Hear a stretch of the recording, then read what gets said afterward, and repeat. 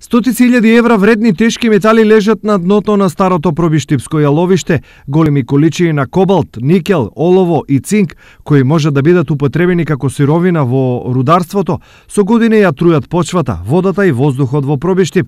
Иако државата и општината неколку пати се обидоа да најдат купувач за нив, досега никој не се јави на повици за нивна продажба, иако поединечни интереси за откуп имало. И додека вредни метали лежат на дното на јаловиштето, државата се обидува да најде 4 милиони евра за ревитализација на овој простор и за конечно санирање на едно од неколкуте големи еколошки бомби во регионот.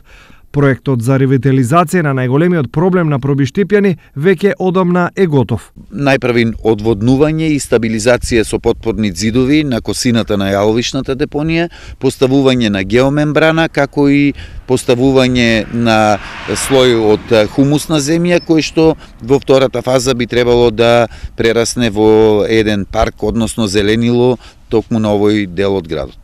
Доколку ова и се реализира, овдешните жители ќе стават крај на децениските проблеми и опасноста по здравјето. Со што ќе се стави крај на еден долгогодишен проблем кој што го имаат граѓаните на општина Пробиштип во делот на заштита на животната средина, односно штетното влијание на јаловиштето и врз водата преку подземните води, врз почвата, како и воздухот кој што го дишат граѓаните.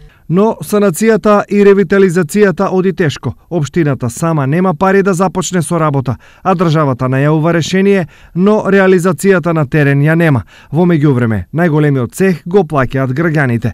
Анализите направени во периодот од 2005 до 2007 година од страна на јапонската JICA покажаа поразителни резултати.